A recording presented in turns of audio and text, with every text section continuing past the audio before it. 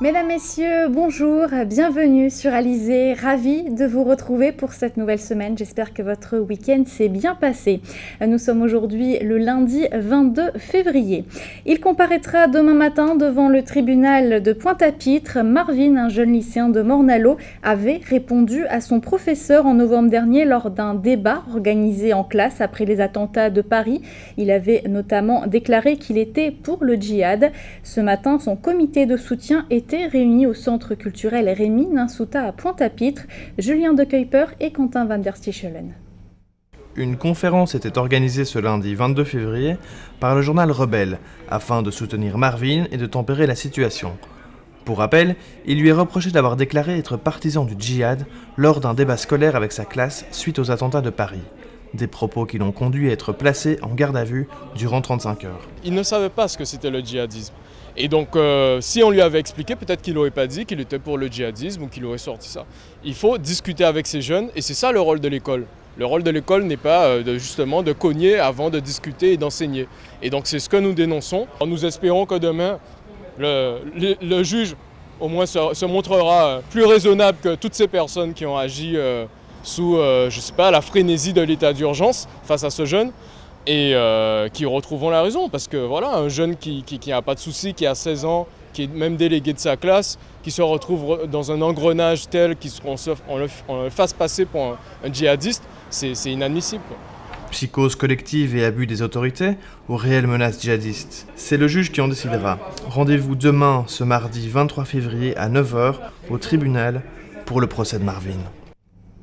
Les agriculteurs de nouveau mobilisés aujourd'hui, ils ont rencontré en fin de matinée les services de la DAF, les agriculteurs qui ont pourtant eu gain de cause en fin de semaine dernière, puisque cette semaine, les services nationaux doivent procéder au versement de l'aide européenne pour les vaches allaitantes, pour les éleveurs ayant déposé tardivement leur dossier, mais ces éleveurs veulent une garantie. On fait le point tout de suite avec Muriel Barlagne. Ils sont toujours en attente de l'aide au développement et au maintien du cheptel allaitant. Vendredi dernier, la préfecture a annoncé sa mise en paiement par les services nationaux de l'Agence de services et de paiement, mais les éleveurs de bovins souhaitent des garanties. Ils ont donc préféré maintenir la réunion prévue aujourd'hui à la DAF. Alors ça, il n'y a pas en fall. Là, nous attendons les papiers signés. Et il y a des annuler les réunions là, mais comme nous ne prenons pas les papiers signés, nous sommes obligés de mettre cette réunion là et nous d'autres prêts encore. La sécheresse fait partie des sujets qu'ils souhaitent aborder lors de cette rencontre. Ils ne sont pas d'accord avec la période prise en considération pour être indemnisés. Date à calamité agricole, ils te mettaient de la mi-avril jusqu'au 28 août. Ok, la pluie fait anti-fifine côté nous, mois de novembre. Alors, ils ne peuvent pas mettre le 28, ok, et nous t'en cherchons toujours. Et même pour les pièces à fournir, ils demandent des pièces nous ne pouvons pas fournir. Alors là, nous avons discuté avec eux. Nous avons essayé pour faire une proposition de faire un prix par bœuf.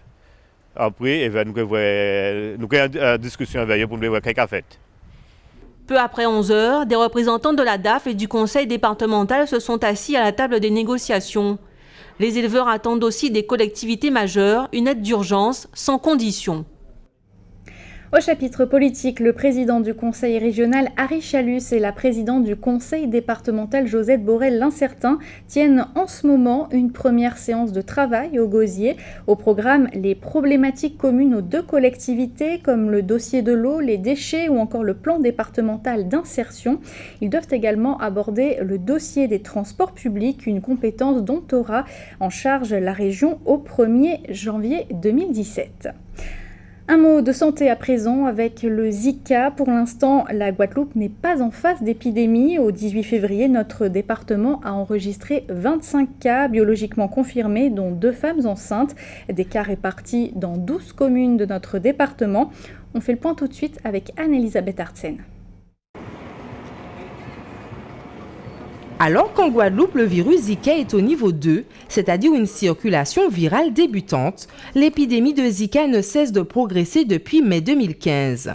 Comme vous le voyez sur la carte que je vous montre à l'instant, le virus circule assez largement dans la zone intertropicale entre l'Asie, l'Afrique et puis maintenant l'Amérique du Sud.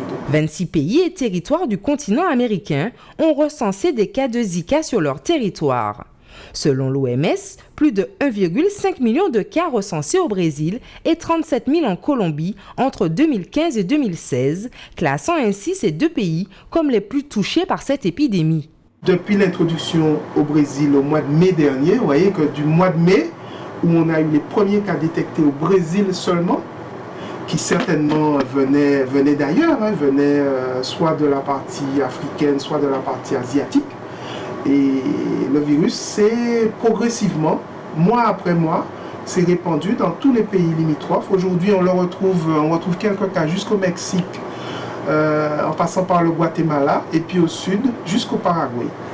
25 cas en Guadeloupe, 99 en Guyane, qui place le département au niveau 3, c'est-à-dire en épidémie, appelant des mesures de gestion habituelles, tout comme la Martinique, dont le recensement des cas ne se fait plus en raison de l'importance de l'épidémie sur l'île Sœur depuis le 20 janvier dernier. Malgré les dispositions prises pour éradiquer le virus Zika, ce dernier poursuit sa contamination massive en atteignant l'Europe. Au Royaume-Uni, aux Pays-Bas, au Portugal et en Suisse, la présence du virus a déjà été signalée.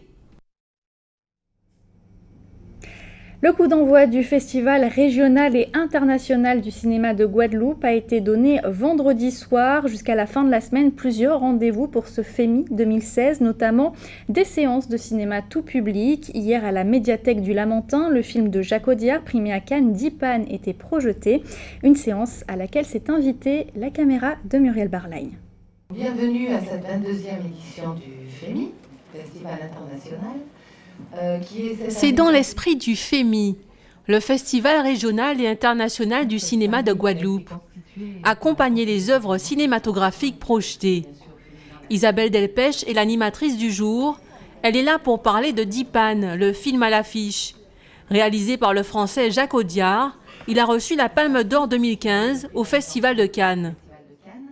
Et il est nominé 9 fois au César, donc on aura les résultats vendredi 26. C'est un film un peu atypique, je vais dire, qui parle de 3 réfugiés sri-lankais, avec une histoire un petit peu à suspense.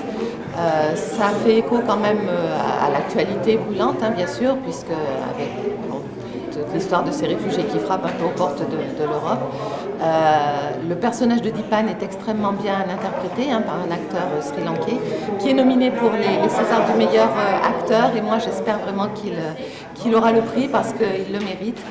Un film d'auteur sur un sujet sensible, c'est le genre de perles rares que recherchent les habitués du festival. Ce film-là, d'après la critique que j'ai vue, je suis impatient de le voir parce que c'est quelque chose qui m'intéresse. Le thème m'intéresse beaucoup. Ouais. Ce serait bien qu'on ait par contre plus de films toute l'année de cette qualité en Guadeloupe, et pas seulement sur une semaine, c'est beaucoup trop court. Donc moi j'aimerais bien que ce soit quelque chose de plus étendu. C'est très frustrant en fait quand on aime le cinéma en Guadeloupe, on n'a pas beaucoup de choix. Et on a juste cette semaine qui est très concentrée avec des films de qualité, mais peut-être pas la disponibilité sur une semaine de voir autant de films que ceux qui sont proposés. Donc ce serait peut-être bien de pouvoir étendre ce festival sur une durée plus longue ou d'avoir d'autres festivals de cette même qualité pour les cinéphiles. Il est 16h, la séance peut commencer. Dipan est une œuvre controversée. Les spectateurs sont invités à rester en débattre à la fin du film. Quelques minutes de plus pour un moment privilégié, même si pour cette fois, l'auteur n'est pas présent. Et toujours dans le cadre du FEMI, place ce soir à une soirée caribéenne avec notamment un focus sur les réalisateurs haïtiens Arnold Antonin et une carte blanche au Festival de Trinidad et Tobago. On en vient justement à l'actualité dans notre grande région de la Caraïbe, actualité moins réjouissante que le FEMI avec notamment cette macabre découverte en Colombie. Voici la Minute Caraïbe. L'horreur absolue. 100 dépouilles démembrées ont été récemment retrouvées dans les tuyaux de drainage des égouts d'une prison de Bogota, dont les prisonniers figurent parmi les plus violents du pays. Selon les premières constatations établies par les policiers, des détenus, mais aussi des visiteurs de l'établissement pénitentiaire font partie des victimes de ce carnage. L'état des corps n'a pas permis de déterminer pour l'instant l'identité des personnes retrouvées sur place. Ces macabres découvertes sont le fruit de plusieurs mois d'enquête, faisant suite à l'augmentation croissante du nombre de disparus au sein de la prison. Dans le viseur de la justice colombienne figurent 2 prisonniers membres d'un groupe paramilitaire. En corrompant les gardiens de prison, l'un d'entre eux serait parvenu à prendre le contrôle d'une aile complète du bâtiment, celle où les exécutions se déroulaient. Ce n'est pas la première fois qu'une prison du pays est victime de ce type de carnage. Des faits identiques avaient été constatés à Popayan, Bucaramanga et Barranquilla entre 1999 et 2001. L'entrepreneur du tourisme et de l'immobilier, Gustavo Cisneros, a annoncé lancer les travaux de construction d'une marina moderne dans la ville de Miches, située au nord-est de la République dominicaine, dans la région de Samana. La marina viendra s'adosser à l'hôtel de luxe Four Seasons Tropicalia, en cours de construction. Ce projet comprenant un hôtel 5 étoiles et sa marina est le plus important projet touristique du pays depuis 40 ans. Gustavo Cisneros, investisseur vénézuélien, informe être tombé sous le charme de la ville de Miches. Pour lui, c'est le plus bel endroit que la terre ait donné à voir aux hommes. Cisneros, qui possède la nationalité dominicaine, est considéré comme l'un des hommes les plus riches du monde. Il précise que l'histoire de Samana sera maintenant divisée en 2 temps, avant et après la construction du Four Seasons, un projet de luxe de très haute gamme et de haute qualité environnementale. L'homme d'affaires, qui est aussi un membre fondateur du groupe de travail sur les technologies de l'information et des communications des Nations Unies, informe que l'hôtel ouvrira avec 150 suites et 50 résidences de luxe. L'ensemble immobilier sera terminé dans 2 ans. René Depestre, écrivain et poète haïtien, prix Renaudot 1988 pour Adriana dans tous mes rêves, s'est confié au magazine Le Point à l'occasion de la sortie de son nouveau roman Popa Sanger en hommage à sa mère. L'écrivain haïtien montre comment la politique peut être une matière romanesque, particulièrement en Haïti. Pour lui, le séisme de janvier 2010 n'est pas qu'un tremblement de terre physique. Ce séisme a aussi été un tremblement de l'histoire, car ce qu'il restait de société civile en Haïti s'est effondré ce jour-là. Martelly a été élu par une jeunesse totalement désemparée par la crise de la société civile et qui a nommé un homme de carnaval. Haïti est depuis lors dans une situation carnavalesque. René Depestre se considère totalement vaincu en ce qui concerne Haïti. Sa seule consolation est l'écriture. Retour en Guadeloupe avec une nouvelle étape pour le cours central du vélodrome de Gourdeliane. Des travaux bien sûr que vous suivez depuis le début sur Alizé. Après la touche finale pour la terre battue vendredi, aujourd'hui, place au marquage. En fin de matinée, une base a été déposée autour du cours central, notamment pour le futur traçage des lignes. Au total, 136 mètres de lignes par cours seront tracés cet après-midi. Je vous propose d'écouter Bruno Slastan, c'est le responsable des cours à Roland-Garros. Il est interrogé par Éric Pommier. Ça, c'est une opération qui est vraiment importante. Toutes les opérations sont importantes dans un cours, mais celle-ci plus particulièrement. On appelle ça la mise en place de l'huile de lin. C'est une couche qui va durcir, on le voit là, hein, ça rentre progressivement. Ça va devenir très dur. C'est un petit peu le principe d'une fondation de mur. Hein. Un mur sans fondation, on le pousse, il tombe. Et là, c'est pareil. Pour que la peinture accroche, il va lui falloir une assise, et cette assise, c'est ça, de l'huile de lin qui a été recuite. Et c'est diaboliquement dur. Hein. On le voit, de toute façon, c'est déjà rentré. Là. Une fois que ça va être bien rentré, on va venir peindre derrière avec la machine. Donc quelque part, la peinture est appliquée, mais c'est vraiment cette couche qui est importante. C'est ça qui va faire la différence. C'est ça qui va nous permettre d'avoir des lignes qui vont être fiables et qui vont tenir pendant toute la côte d'Ivoire. On a des lignes différentes en fonction des tourneaux, des lignes en plastique, des lignes cloutées, et les lignes peinture ont cette assurance d'avoir, ils n'ont pas de surépaisseur par rapport au reste de la surface. Et on est une nouvelle fois encore sur les mêmes produits qu'à Roland-Garros. Donc on a un central de Roland-Garros bis, je dirais, mais dans les îles, ce qui n'est pas désagréable. On va parler de sport mécanique maintenant avec le rallye des gazelles qui se déroulera du 25 mars au 2 avril prochain dans le désert marocain, une compétition exclusivement féminine. Et pour la première fois, un équipage guadeloupéen sera sur la ligne de départ. Fanny et Ambre porteront les couleurs de notre région durant le parcours de 2000 km à effectuer en 8 jours. À 1 mois du départ, l'heure est au dernier réglage. Éric Pommier les a rencontrés.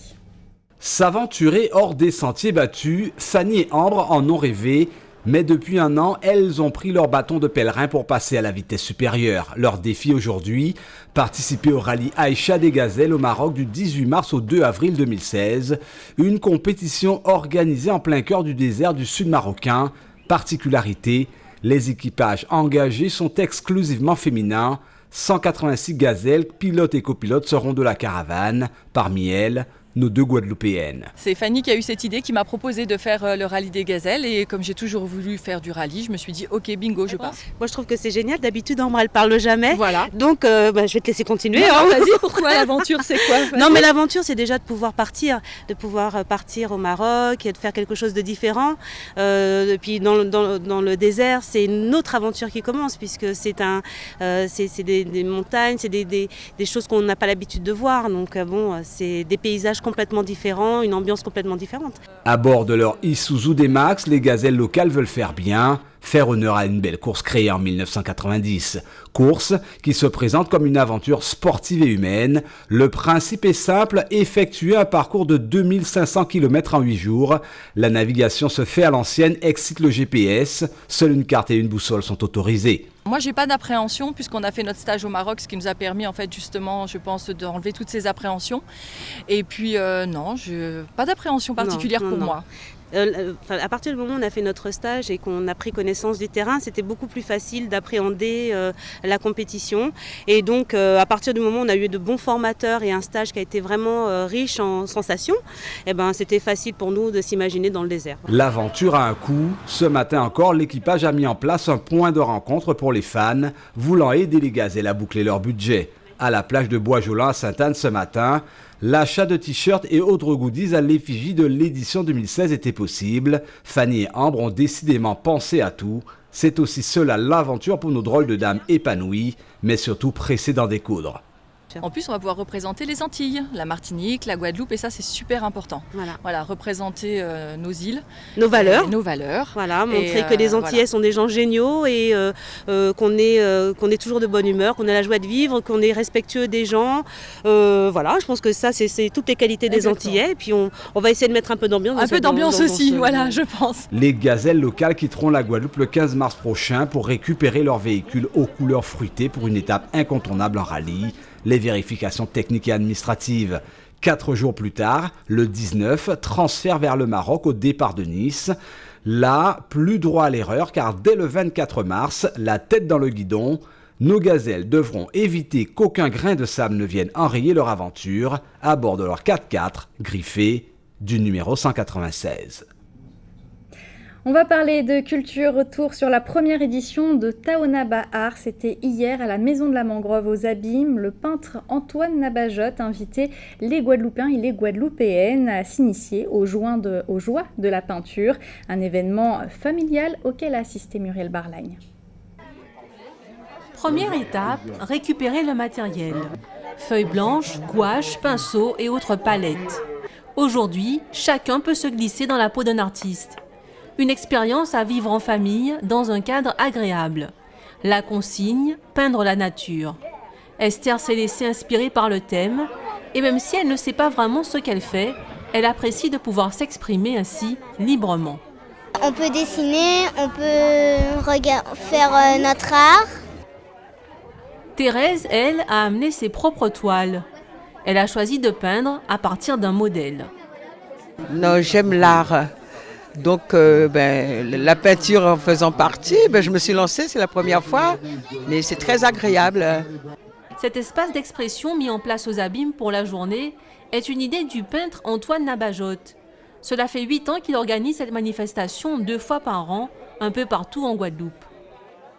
Par rapport à ma démarche artistique, par rapport à tout ce que je fais dans ce domaine-là, j'ai toujours voulu donner ce que je peux donner dans ce domaine-là et l'initiation à la peinture. Mais il faut savoir que je ne suis pas seul. J'ai toute une équipe avec moi.